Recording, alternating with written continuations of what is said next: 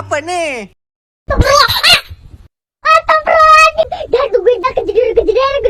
Astagfirullahaladzim, kamu ini berdosa banget. Bombastic side eye, criminal offensive side eye. 2,000 years later. I got so motherfucking design on right now.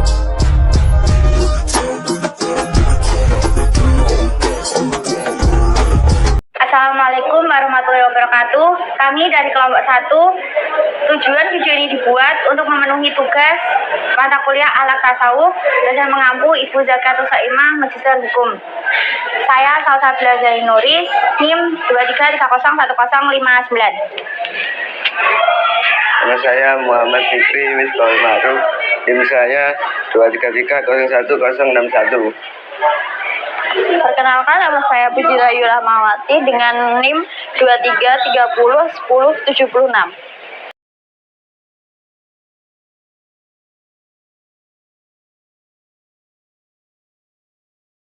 Pengertian akhlak tasawuf. Perlu untuk Anda ketahui bahwa akhlak dan tasawuf memiliki keterkaitan satu sama lain di dalam agama Islam. Akhlak sendiri merupakan tingkah laku yang mengatur hubungan antar sesama. Kemudian untuk tasawuf, yakni ilmu yang berguna untuk menyucikan hati sekaligus mengenal Allah. Bisa kita bilang bahwa tasawuf ini mengatur hubungan manusia dengan Tuhan.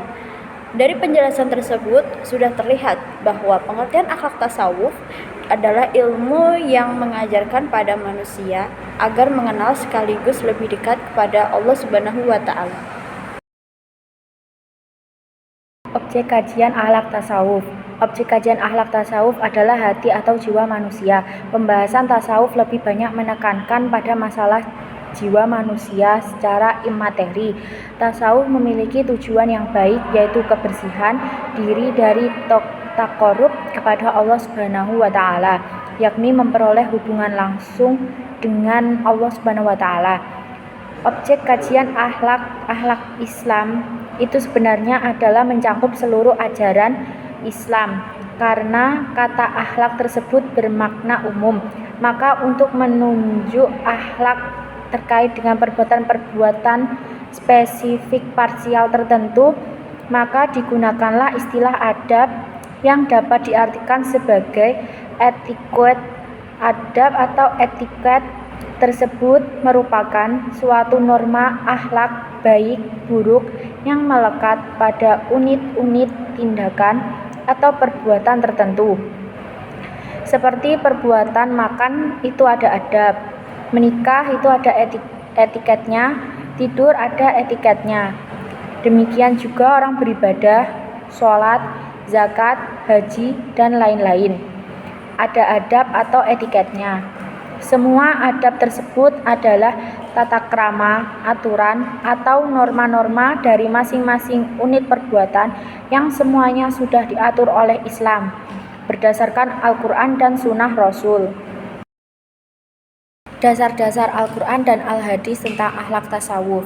Agama Islam memiliki dua dasar dalam melakukan perbuatannya dalam sehari-hari. Maka dasar akhlak tasawuf juga berasal dari dua sumber itu, yaitu Al-Quran dan Al-Hadis. Dinyatakan dalam hadis Nabi.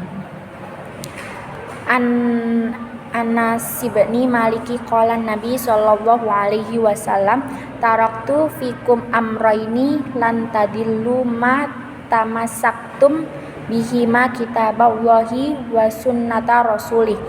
Artinya, dari Anas bin Malik berkata, bersabda Nabi Shallallahu alaihi wasallam, telah kutinggalkan atas kamu sekalian dua perkara yang apabila kamu berpegang pada keduanya, maka tidak akan tersesat, yaitu kitab Allah dan sunnah Rasulnya. Dengan demikian, diketahui bahwa dasar-dasar atau pegangan orang Islam adalah Al-Quran dan Al-Hadis, yang mana orang yang melakukan syariat-syariat Islam sesuai dengan Al-Quran dan Al-Hadis, maka orang itu tidak akan merasa merugi. Dasar-dasar hadis tentang akhlak tasawuf. Sejalan apa yang disitir dalam Al-Quran, sebagaimana dijelaskan di atas, ternyata tasawuf juga dapat dilihat dalam kerangka hadis. Hadis-hadis yang menjadi dasar dalam ajaran tasawuf sangatlah banyak. Umumnya, yang dinyatakan sebagai landasan ajaran-ajaran tasawuf adalah hadis-hadis.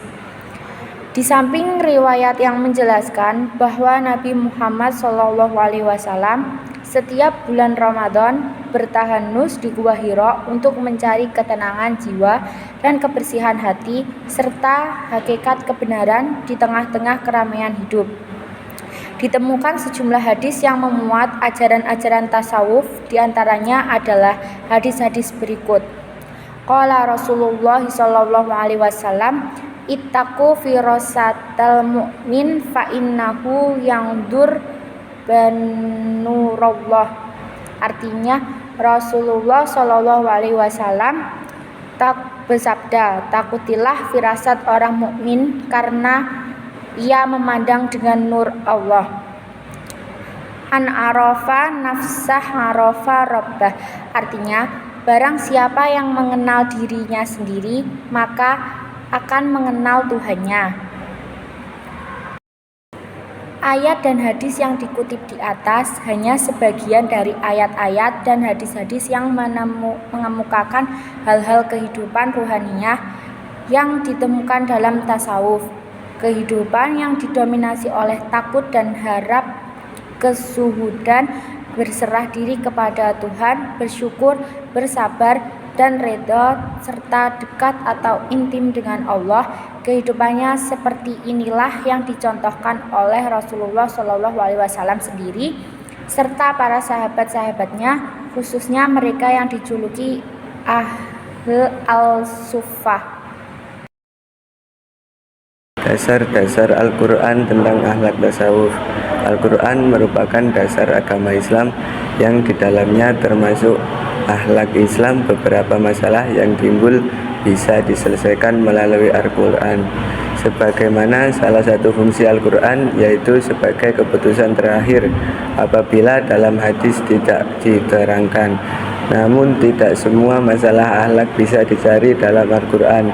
Contohnya tentang masalah yang bermunculan pada masa sekarang. Maka orang Islam menggunakan hasil dari ijtihad para ulama. Namun ulama juga mengkaitkan jawaban-jawabannya itu dengan merujuk pada dasar-dasar Islam yaitu Al-Quran dan Al-Hadis. Dengan demikian ulama mengambil keputusan dengan cara menyamakan kejadian maupun problem-problem sekarang dengan masalah-masalah yang ada ketika Al-Quran diturunkan. Maka Al-Quran digunakan sebagai dasar untuk mencari kesimpulan atau mencari mana akhlak yang sebaiknya dilakukan. Islam juga menghargai pendapat, akal, pikiran yang sehat sejalan dengan Al-Quran dan Al-Sunnah. Peran akal, pikiran dalam ajaran Islam demikian besar dan dihargai adanya, termasuk perannya dalam menjabarkan masalah akhlak. Ajaran akhlak yang berdasarkan Al-Quran dan Sunnah bersifat absolut dan universal serta mutlak, yakni tidak dapat ditawar-tawar lagi dan berlangsung sepanjang masa. Namun dalam penjabaran ajaran Al-Quran yang absolut itu bentuk berbeda-beda sesuai dengan keadaan masyarakat atau sesuai dengan yang diakui masyarakat. Dengan demikian ajaran akhlak dalam Islam dapat diterima oleh seluruh masyarakat berdasarkan hasil ijtihad dan pikiran. Hubungan tasawuf dengan ilmu lain, fikih atau syariat. Hubungan tasawuf dengan ilmu fikih. Fikih asal kata dari fikih, faham, tegasnya ilmu cara memahamkan syariat hukum, larangan dan suruhan, wajib dan haram. Biasanya pembahasan kitab-kitab fikih selalu dimulai dari taharah, tata cara bersuci, kemudian persoalan-persoalan fikih lainnya. Namun pembahasan ilmu fikih tentang toharoh atau lainnya tidak secara langsung terkait dengan pembicaraan nilai-nilai rohaniannya. Padahal toharoh akan terasa lebih bermakna jika disertai pemahaman rohaninya. Disinilah pangkal ilmu tasawuf. Ilmu tasawuf berhasil memberikan corak batin terhadap ilmu fikih. Corak batin yang dimaksud adalah ikhlas dan khusyuk berikut jalannya masing-masing. Bahkan ilmu ini mampu menumbuhkan kesiapan manusia untuk melaksanakan hukum-hukum fikih, karena pelaksanaan kewajiban manusia tidak akan sempurna tanpa berjalannya rohaniah. Ilmu tasawuf dan ilmu fikih adalah dua disiplin ilmu yang saling melengkapi. Setiap orang harus menempuh keduanya.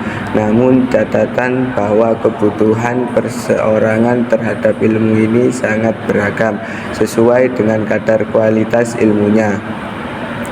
Dari sini dapat dipahami bahwa ilmu fikih yang terkesan sangat formalistik lahiriah menjadi sangat kering, kaku, dan tidak mempunyai makna bagi penghambaan seseorang jika tidak diisi dengan muatan kesadaran rohaniah yang dimiliki ilmu tasawuf. Begitu juga sebaliknya, tasawuf akan terhindar dari sikap-sikap merasa suci sehingga tidak perlu lagi memperhatikan kesucian lahir yang diatur dalam ilmu fikih.